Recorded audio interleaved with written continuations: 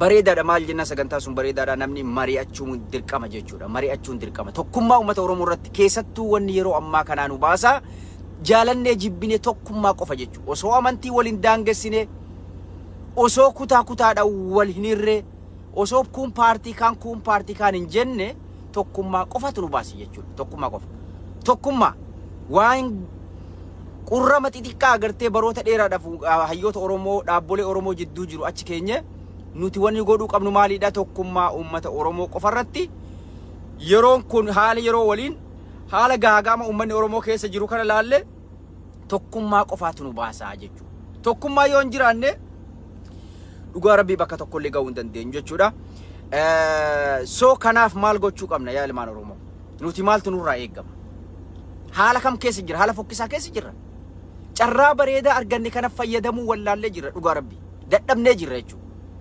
maaliif akkuma yeroo dura deddeebine dubbannu hayyoonni Oromoo mataa walii qabachuu dhabu qabsoon teenya finiintee addunyaa irratti akka dhagaamtu godhuu dhabu keenyatu diinallee umrii dheeressaa jira jechuudha diina umrii dheeressaa jira nuti ammoo qabsoon teenya akka bibittinnooytee waliin qabanne humni keenya akka hin itinne taasisaa jirra jechuudha carraa kana fayyadamuu wallaallee jira dhugaa rabbii kana jechuudha waa hedduu keessa deddeebine tuttuinaa isin ammoo sheer nu gochuudha waliin nugaa sheer godhame namoonni 20 kun mee sheer godha please arra sheerii barbaanna beeyta silaa asoo silaa namoonni 20 keessa jirtan kun sheer gootanii gruupii illee taatu mee dirqama Oromummaa fudhadhame yeroon kun agartee yeroo nuti yeroo qabnurraa wareega kenninu maallaqa qabnurraa gumaacha kenninu waraana bilisummaa Oromoo nabsee kennaa jiraami nuti duuba yeroo qabnurraa gumaacha kennine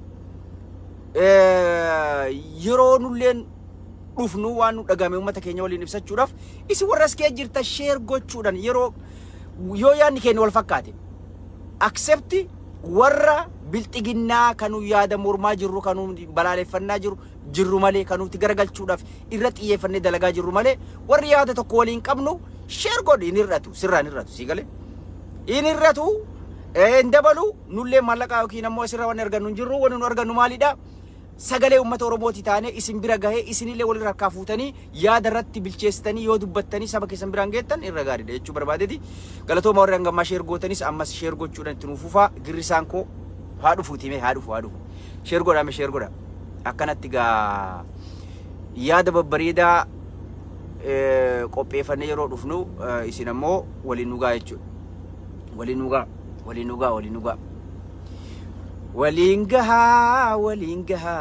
waliin gahaa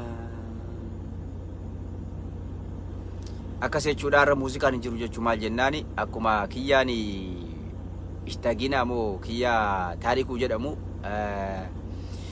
maaliin sirbaa jedhu ani maaliin sirbaa eessarra dhaabbadhee sirbaa si galee jedhe san nullee ni wallisnu nuti waan godhamu qaburra qofa irratti xiyyeeffachuu qofatu nu baase jechuudha dhugaa rabbii yoo waan godhu qabnu irratti hin xiyyeeffatin eessaa'uu qabuu hin dandeenyu agartee sabni guddaan kun liidaran qabu karoora tarsiimoo kaayatee irra deemuu hin dandeenye nuti hayyoota keenya dhiibuu qabna miidiyaa keenya dhiibuu qabna si galee yoo kana godhuu hin dandeenye maal nuti si yaa ummata keenya bar namicha taarikuu jedhamu san girrisaa fi namoonni gariin sobamee jira jechuu maal jennaan waan akkanumaan dhufe inni quuqama qabu yookiin sabboonaa fakkaatee gad dhufee dubbatetti fakkaatee jechuudha kanaa miti dubbiin kanaa miti ashaagireen kufee lafa dhahee moohatamuu isaa erga argee hubatee booda ishtaaginaan dhageettii guddaa waan qabuufi akka waan mormii godhanii gara nagaatti ummata kakaasuuf yookiin ammoo mootummaa kana dhiibaa jiranii fakkeessee ergatee waan akkanaa dubbadhu kana diraamaadha deero ashaagireen katabee kana agartee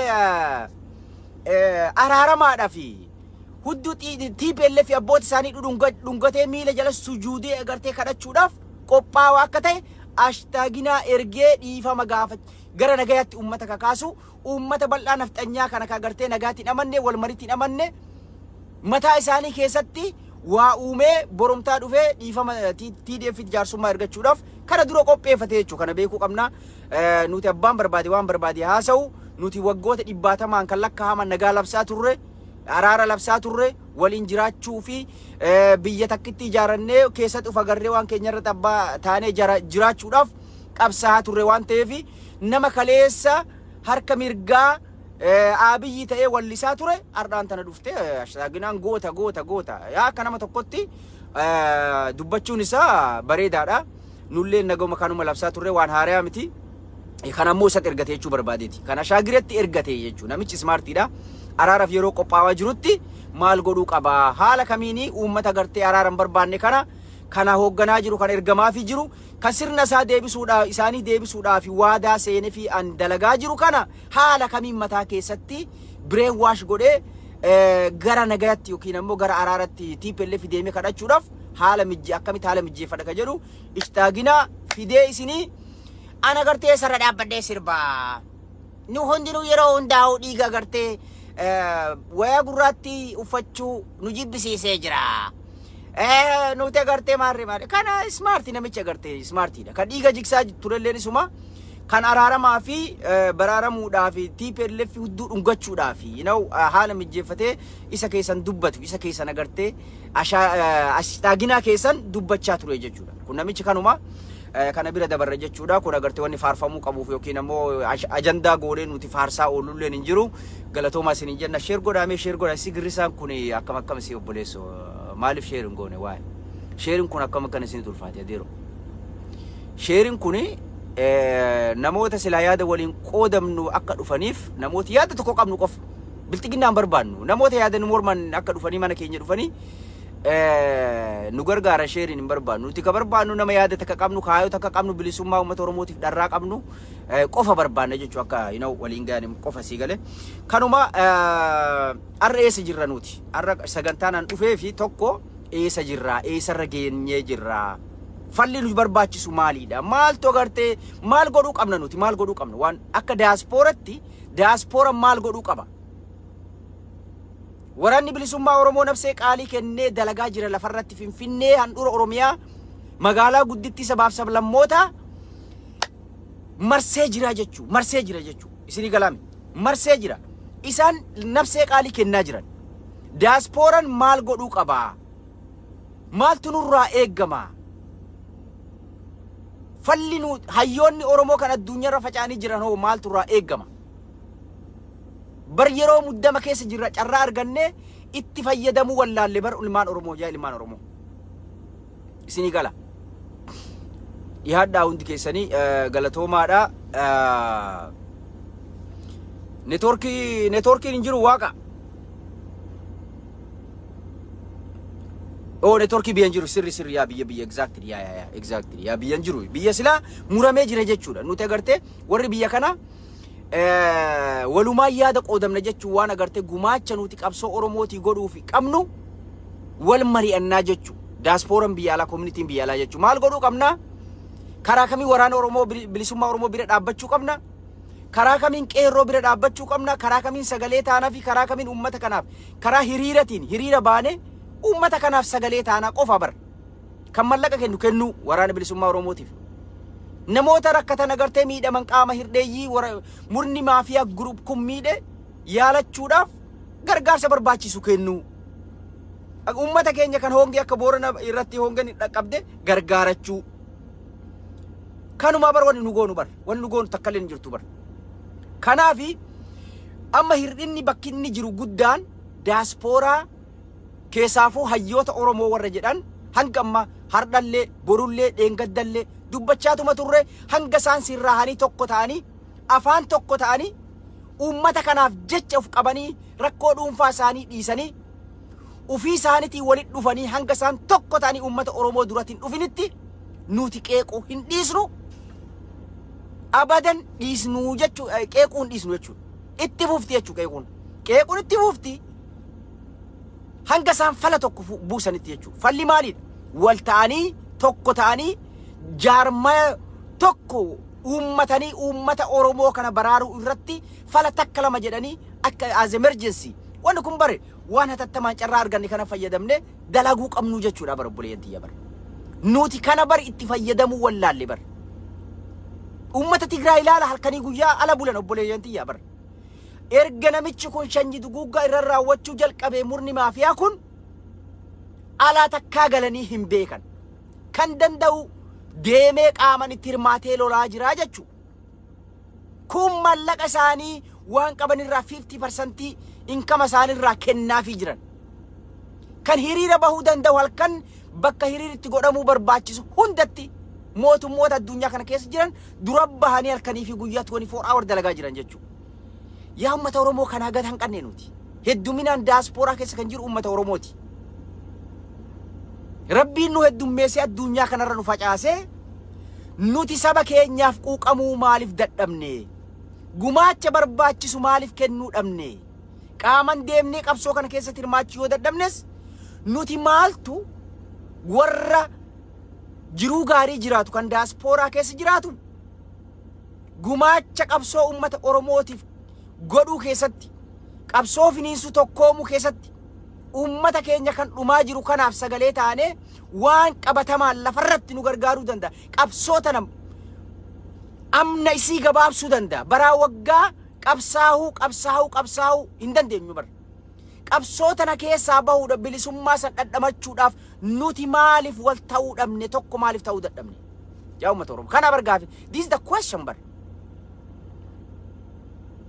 Maaliif nuti uummata keenyaaf yaadne akka sabaaf sablammooti uummata isaaniitiif yaadanii dalagaa jiran kanatti nuti dalaguu maaltu nu dhorge?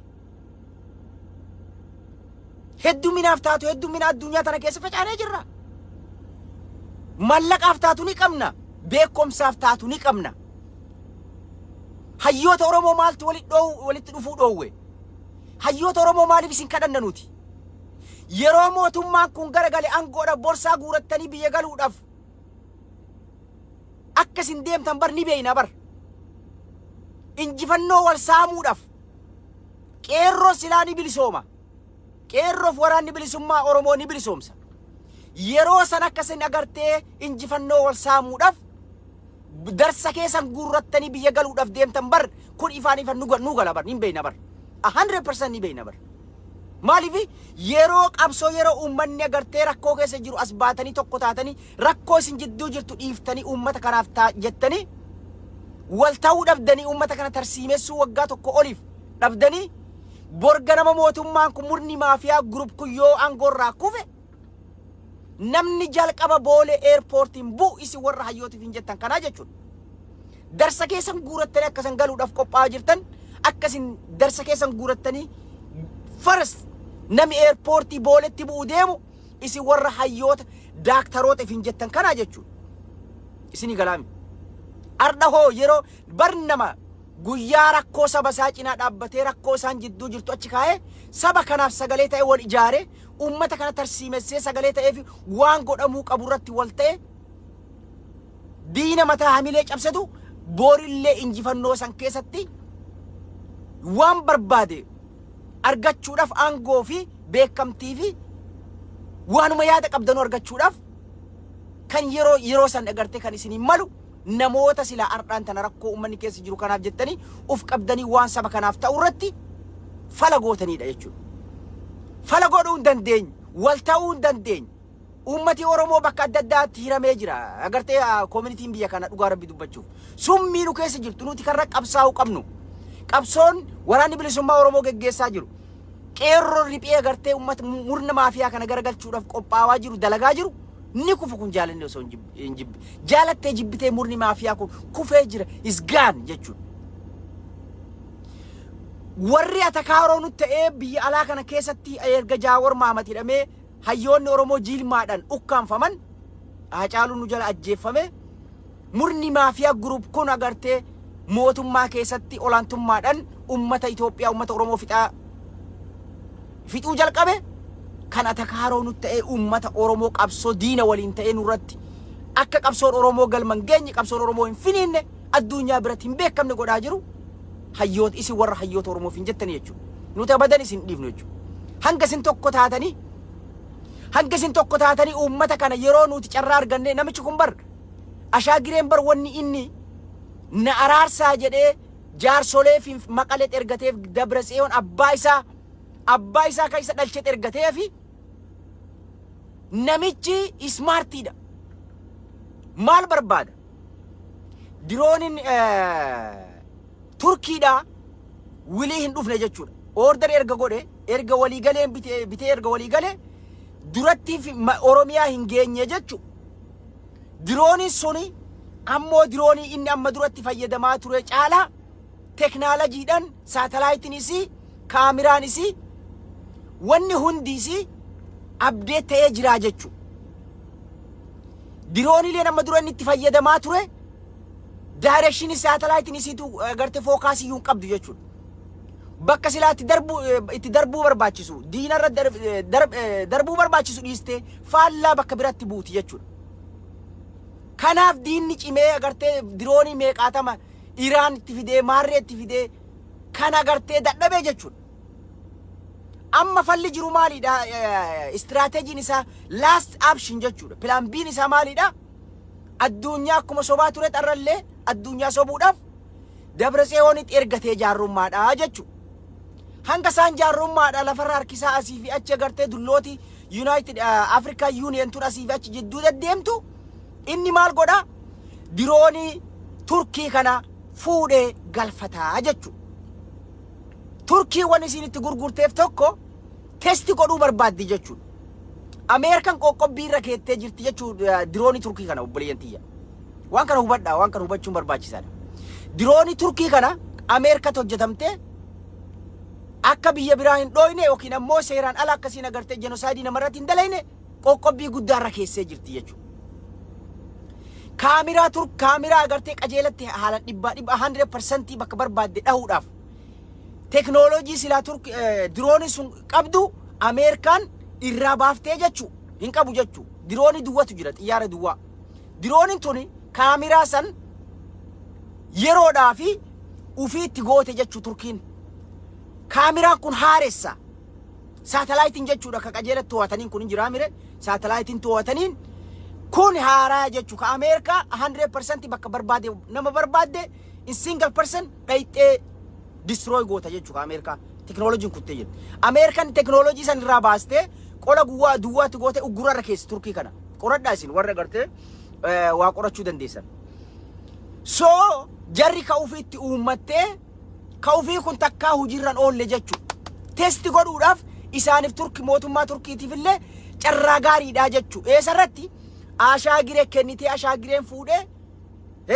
yeroo lola sanirratti wanta godhu isaanillee fi dirooniin kun testii taati jechuudha kwaalifaa yoo taate turkiin daldala dirooniisi bakka guddaa argatti jechuudha proof gooti jechuudha gara qabxii deebina jechuudha ashaagireen araara yeroo ergu you think isen dhugumaan araaramuufi inni silaanii araarama murni isa ergatu kun ka inni fa'amaa fi jiru kan nafxanyaa kuni araaramatti namanu never araaramatti namanu jechuudha murni kuni araaramatti waan amanneef waliigaltee haasaa siyaasaa isaanii afaan siyaasaa dubbatanii ummata kana TPLF gowwoomsuudhaaf diqqoo firaa lash gochuudhaaf hafuura fudhannee yeroo waraana dhabamsiifne waraanni dhumee harkaanu dhumee meeshaan harkaanu dhumee diinagdeen harkaanu dhumee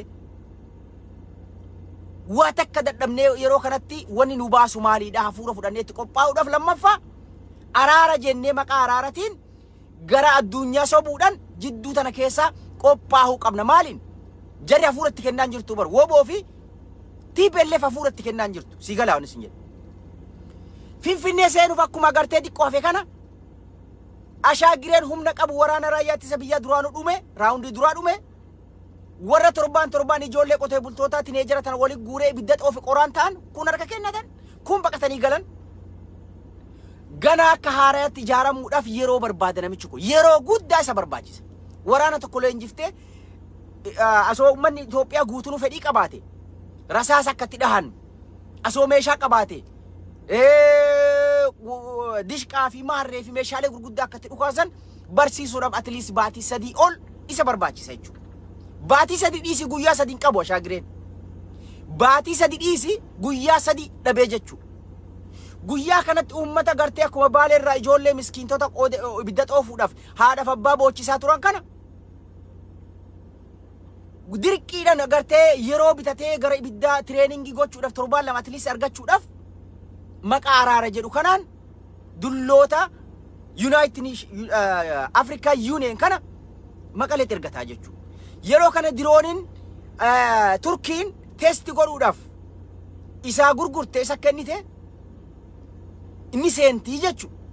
Yeroo isiin seenti carraa isa dhumaa itti fayyadamuudhaaf uf qopheessu karaa waraanatiin waraana maal qabaa miti. Tineejara kana ijoollee xixiqqishoo kana walii guuree ibidda xoofuudhaaf carraa isa dhumaa akkuma jedhee gartee baangaa fi maarree fi nami qabdan shimalallee ni nafinaa kuroo finfinnee koottaan atiksaa jedhee gara waraanatti uummata jenoosaayditti labsee kana carraa isa dhumaa itti fayyadamuu barbaadaa jechuudha. Addunyaa funyaan qabatte uummanni Itoophiyaa funyaan qabate TDF fi oolan walloo keessa daansaa jirti jechuudha. Daraantaan itti ciqilfattee afaan kaa'aa jirti qamaa jirti. Lullu godhaa jirti adeero borga nama arras bulle asuma deemu jirti bar shawaroobit geettee jirti yar taay kamiseerraa shawaroobit geettee jirti jechuu jaalatanii jibbanii gara naawwaboon naannoo Oromiyaa marsee jira jechuu namichi kun yeroo bitachuudhaaf asoo isaa mijjate asoo humni TPLF kun isaa hayyame maqaa araara jedhuun Proses dheeressan araaramni tokko ree akkanumatti arra kaanii Maqalee seenanii okkee tole jedhanii araaramni jechuu wayitaa hin ta'u bar. Maqalee erganii Maqalee irraa Finfinnee deemuun torbaan fudhata. Dubbii shaagiree fuudhanii achi geessuun torbaan another week. Wiikii kaan inni ammoo jala kana araarama waan jedhan kana waan itti amanneef siyaasaa isaatti inni bada walaal Tigreen ammoo bar TPLF bar kana caala beekti bar rejecti irra goote numaa'u. Kana rejecti goote garuu plan biin isaa inni dhumaa carraan inni qabu kanaa jechuudha. Carraa tokkollee hin qabu jechuudha. Nuti yeroo dhabee humna gartee waraanaa destroy harkaa ta'ee addunyaa funyaan qabattee addunyaa agartee waan ta'uu deemu waan beektuuf yeroo isin lammiilee isaanii biyya irraa godaansaa Finfinnee irraa godaansaa jiran kanatti nuti maaliif usnaa?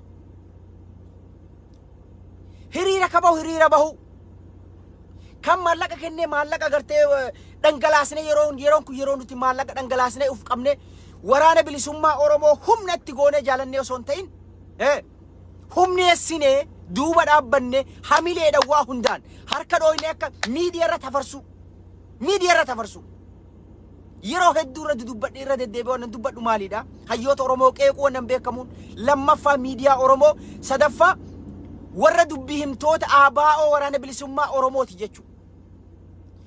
Dubbii himtooti waraana bilisummaa Oromoo ardallee wanni keessaa calaqqisa waan biraati kan achuma dhiifna jechuudha yeroon isaan geenye dubbannu.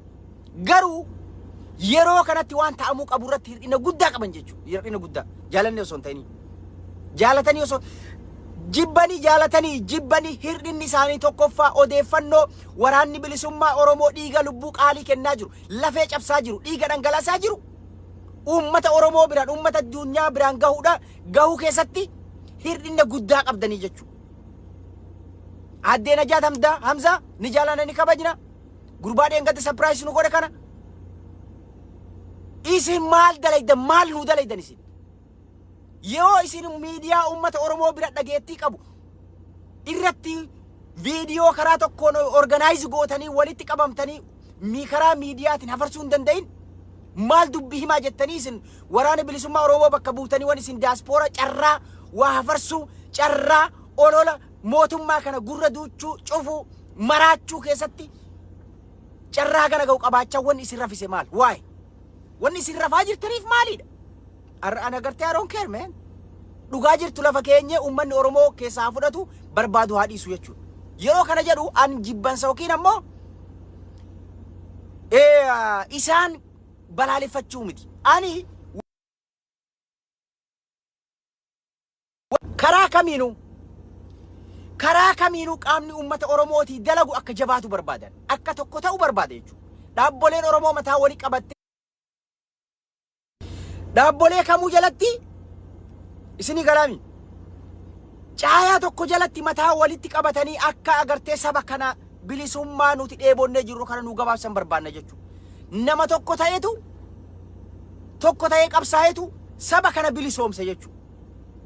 abbootii amantaa osoo hin jenne, abbootii gadaa osoo hin jenne, abbootii agartee warra hoogganoota osoo hin jenne wal ta'uu barbaade jechuudha. Kanaaf hirdhinni guddaan dubbii himtoota waraana bilisummaa Oromoo biyya alaa kana jirtanii jechuudha. Dalagaa dalagdan galatooma. Waan gaariitti jirtanii hagumna teessanii garuu gahaa miti. Waraanni bilisummaa Oromoo waraana TDF gadi miti wanni isaan hojjechaa jiran. Yeroo hunda injifannoon isaan galmeessaa jiran, magaalaleen isaan to'achaa jiran, waan agartee haganan jedhan Oromiyaa keessatti diina qulqulleessuu keessatti shoora guddaa taphachaa jiranii jechuudha. Waraana kanaaf hamilee akka ta'e daranuu qabsoo agarteetti finiinsaniif nuti maal godhuu qabna? Dubbii himtooti ABO'dha. Akkamittiin sagalee isaanii viidiyoon haa ta'u hoogganoota waraana bilisummaa Oromoo as fidanii miidiyaa dhageettii qabu irratti akka OMN irratti fiduu. Saatalaayitiidhaan bar ummanni Oromoo yeroo kana bar neetworkiin hin jiru bar. Neetworkiin hin jiru. Bilbila argachuufiyyuu cinqaadhaa jechuu. Yeroo kanatti miidiyaa saatalaayitii jiru akka carraatti itti fayyadamanii yeroo tiimni OMN akkanatti karaa danda'u hundaan hafarsaa jiru kanatti isin maaliif dubbii himtooti viidiyoo haa ta'u sagalee haa ta'u karaa adda addaatiin hoogganoota waraana bilisummaa Oromoo kana as baaftanii uummata Oromoo bira gahee gurra dhageetti sagaleen isaanii injifannoon isaanii bakkitti maa abdeetii waan isaan irra jiran uummata Oromoo biyya Oromiyaa keessa jiru qeerroo fi qarree Oromiyaa bira gahee uummanni Oromoo dhaamsi isaanii akka wal qunnamee walitti hidhatee hamilee ta'uudhaaf uf qopheessu akka uummanni kun uf qopheessuuf humni diinaa akka qulqullaa'aa jiru humni waraana bilisummaa Oromoo akka jabaachaa jiru maaliif godhuu dadhabdanii? Kanaa bargaafin keenya bara. Tiim OMN wanni isaan agartee komachaa jira yeroo hedduu akkan dhaga'utti odeeffannoo dhabuurraa kan ka'e odeeffannoo hirdhinni agartee dubbii himtoota ABO qabanii odeeffannoo guuranii OMN kennuu dhabu. Nama agartee waraana bilisummaa Oromoo bakka bu'ee odeeffannoo amma kennuuf dhabu. Kana bar tiim OMN agartee guyyoo faawwan isaan rakkatan obboleessa kiyya. Guyyoon haga danda'utti guyyoo qofa osoo hin taane tiim OMN kana agartee Ameerikaa fi kana Horn Afrikaa jiru hundi isaanii waan gaarii dalagaa jiranii jechuudha. Yeroo kanatti dubbii himtooti hirrina guddaa qabdanii dammaqa hirriba keessaa kaa. Najaat Hamzaa ka hirriba keessaa dalaguu jirta. Garuu gahaa miti. Dhugaa walitti himuu gaariidha. Si galee eenyudha odaa darbii tuuyit godhuu qofati gaarii miti. Tuuyit illee godhi. Nuti wanni nu barbaadnu jaal marroo OMN irra dhagahuu barbaadna. Dhugaa rabbi. Hoogganaa soddon booroo kan naannaa Nageellatii fi naannaa Booranaaf Gujii keessa sochoosu kan agartee hanga ammatti injifannoon yookiin ammoo dalagaan isaan dalagaa jiran uummata Oromoo biran dhaqqabin dhugaa rabbii dubbachuudhaaf. Soddon booroon waraana bilisummaa Oromoo kan naannawaa Finfinnee jiru ol kan diina qulqulleessuu keessatti shoora guddaa taphachaa jiran soddon booroodha jechuu kan naannawaa godina Booranaatiif godina Gujii keessa sochootu jechuu. Kaleessa dheengadda godina Booranaa kan Nageellee Booranaa qabachuudhaaf akkuma funyaan jala jiran kanatti diina akka jaa'ibaa qulqulleessaa jiranii jechuudha. Kuni OMN bira maaliif hin geenye? Nuti hoogganaan soddon booroo dhufee OMN irratti akka dubbatu barbaanna. Abdeetii feena uummanni Oromoo walitti hidhamu barbaanna. Yeroon kun yeroo uummanni odeeffannoo hatattamaan argatee waan waraanni bilisummaa irra jiru waraanni bilisummaa Oromoo ilaalcha maal uummataa akka qabu eessa akka jiru maalirra akka jiru uummata Oromoo bira yaada isaanii ga'e uummanni Oromoo illeen haala saniin akka itti qopheessu irratti akka hojjetan akka godhuu qaban barbaannaa jechuudha. Kun hir'ina guddaa dubbii himtootaa fi waraana bilisummaa Oromoo hooggantoota jaalmarroo irraa qabi hir'ina guddaa jira jechuudha. Wanni isin halkanii fi guyyaa dadhabdanii lubbuu keessan kennitanii dalagaa jirtan uummanni keessan hamilee isinii godhuudhaaf uummata keessan bira gahan jirtu jechuudha. Namoota muraasa daaspooraa kana keessaa sooshaal miidiyaa fayyadaman qofa jechuu kan bira gahu. Nuti ammoo wanni isin godhuu qabnu maalidha? Isinii godhuu dandeenyu maallaqaan hamileedhaan waan kana malee wanni isin godhuu dandeenyu jiru. Uummanni Oromoo hatattamaa wanni isin godhaa jirta yoo isaan bira gahe nyaata dhugaatii diinni eessa akka jiru maal akka godhuu qabdan isin cinaa dhaabbatee hamileedhaan gargaarsa kana akka ajaa'ibatti isinii godhani kana caalaa jechuudha. Kan argachuu dhabuu keessaniin miidhaa yookiin ammoo dadhabbina keessaniin daranuu rakkoon biraa yookiin ammoo ummanni akka hamilee argatee isin gargaarreef rakkoo biraa ofirratti uumtanii jechuudha. Warri silaa biyya alaa jiru dubbii himtooti kun qajeellatu hubatan jechuudha. Hubachuu dhabanii waan jiru karaa kamiin ummata Oromoo bira ga'ee akkuma amma TDF ilaal TDF obboleettii argaa jirra. Wanni isaan dalagan diinallee taatu quudhuu fi qabna jechuudha. Haalli isaan itti dalagaa jiran haala nama hinaafsisu jechuudha. Maaliif warri miidiyaa haawusiin kuni halkanii fi guyyaa abdeetii waan gartee TDF dalagaa jirtu ummata isaanii biraan gahan jechuudha. Ummata isaanii bira osoo hin taane mootummaa shoror keessanii ummata Itoophiyaalleef hamilee ta'aa jiranii jechuudha obboleessoo. Nuti kanaa ol godhuu dandeenya jechuudha. Kanaa ol godhuu dandeenya jechuudha. Miidiyaa OMN namoota 10,000 ol ilaala 8,000 9,000. Miidiyaa CNNiitiin garaagarummaa nuun qabnu jechuudha. Miidiyaa kana fayyadamanii godhuudhaaf rakkoo kaleessa ardhallee isin jidduu qurrama saniin deemutu isin keessa jiraachuun summiin agartee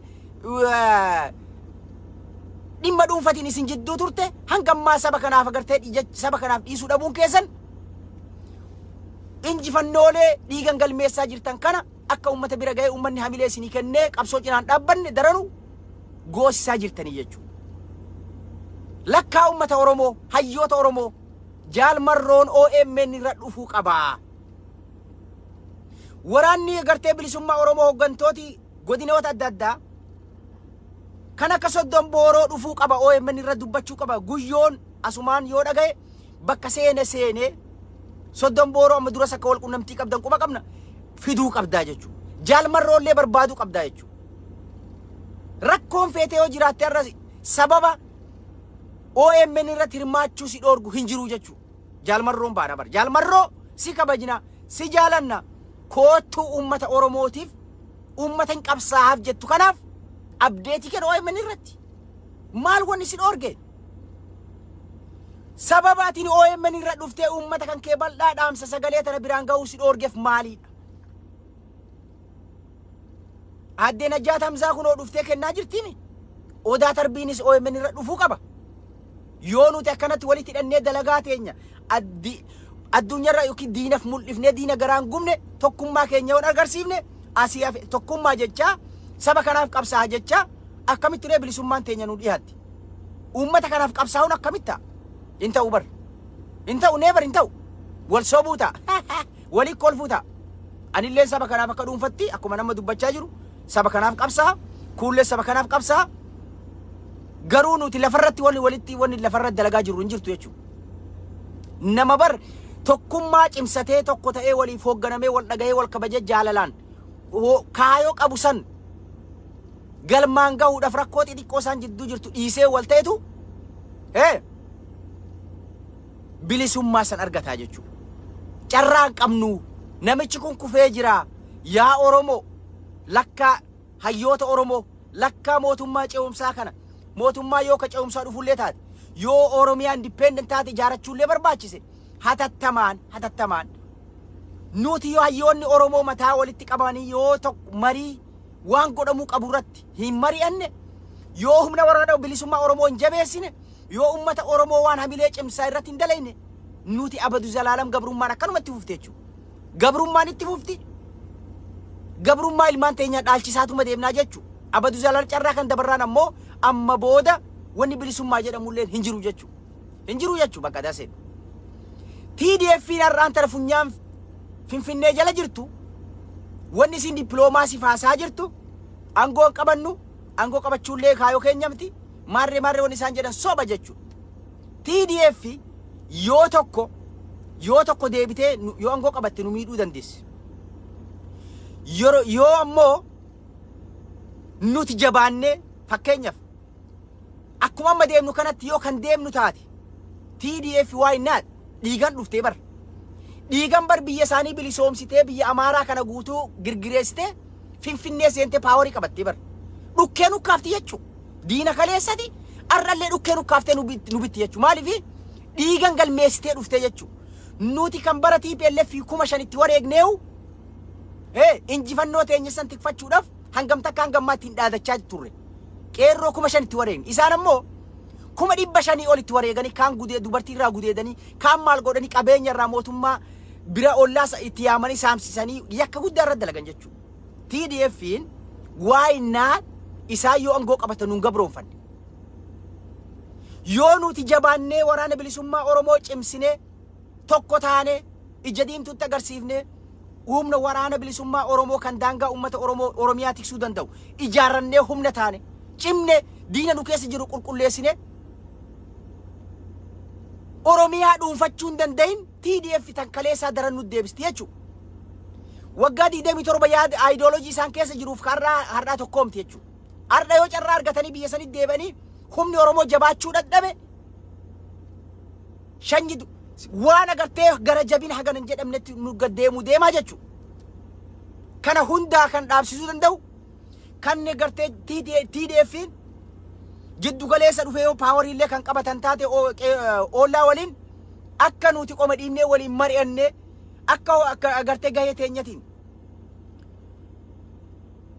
aangoo biyya sanii qoodamuu dandeenyu irratti kan nu godhuu danda'u yoo nu tokko ta'an yoo waraana Oromoo bilisummaa Oromoo qabsoo waraana bilisummaa Oromoo jabeessuu dandeenya.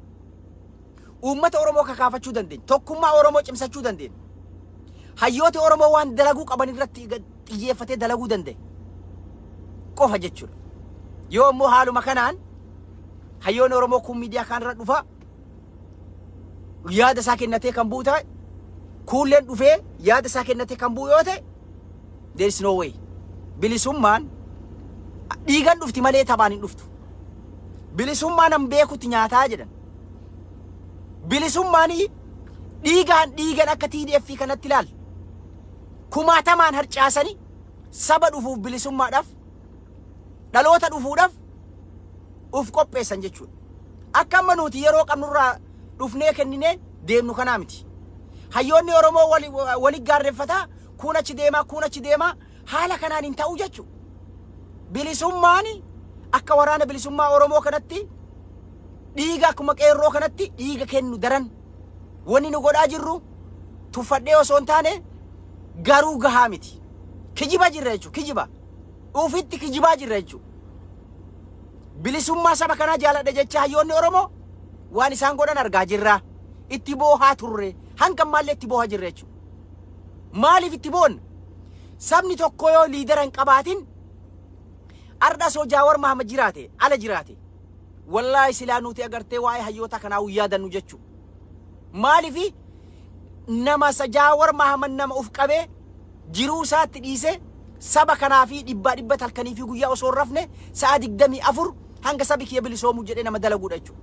Nama diina agartee gatii isaatti meeqa saba kanaaf halkanii fi guyyaa diinni sodaatu sababa inni sabboonummaa isaati dhugumaan onnerraa shira osoo hin qabaanne saba kana dalaguu keessatti halkanii fi guyyaa of kenne waan dalaguuf diinni sodaata jechuudha.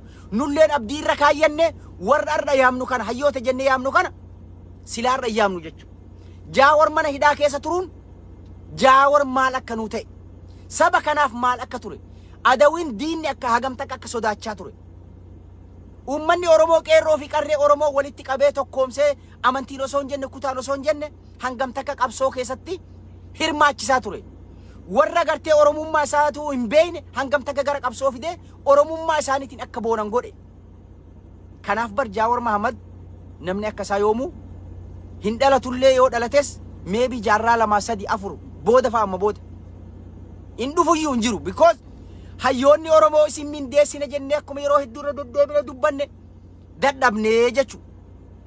Saba kanaafuuf qabaa dalagaa mindaa barbaadan isinii kenna isin mindeessine iyyuu bakka daaseet dadhabne kun maal jedhu OMN akkana godhe kun akkana an OMN irra dhufee interview qofaaf bar kun maarreen godhu yaa Oromoo akkana bilisoomna akkana tokko taana akkana bilisummaan it's not easy. Bilisummaan akkanatti ati agartee ciiftee raftee maal jettee yeroo qab daqiiqaa 15 1 hour qoodatteetiin uummata kanaaf dubbadha jettee yookiin ammoo haala salphaa kanaan dhuftuun jechuudha. bilisummaani gaqqabdee yoo dalayte dhiigatti kennitee dafqatti buuste lubbuu qaaliitti kennitee qabeenya tarcaaste haala kanaan bilisoomta jechuudha. Maa taphanna maa wal soomna sa? Maaliif wal soomna? Yeroo hayyoota Oromoo jennee maaliif isin kadhachaa oolla nuti? Isin saba kana bakka hin buutanii? This is why ummanni Oromoo bilisummaan fagoo irraa jirti jechuudha. Arda fal'aana keessa kaanii marqa bareedaa isinii dhaabanii isinii kennanii nyaachuu dadhabdan jechuudha. Afaan naa kaayii jechaa jirtan jechuudha. TDF wareegaa gas ga'u fudhatee silaasoo TDF fi warra nafxanyaantu walolaan turini ardaan tana dhugaa rabbi sila gaafa TDF waraana agartee mootummaa naannoo Tigraay cabsan uummata Oromoo irra dhufanii waggaa dhibba akkuma jedhe waggaa kuma uummanni Oromoo kun maqaa Oromummaatii fi wanni Oromoo jedhu akka hin jiraanne nu cabsaa ture jechuudha.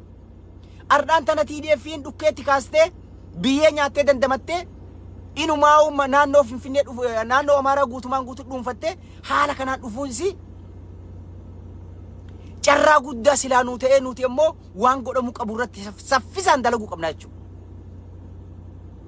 Ummanni Oromoo walloo waggaa 400 oliif nafxanyaa funyaan nafxanyaa jala turte tarrallee kunoo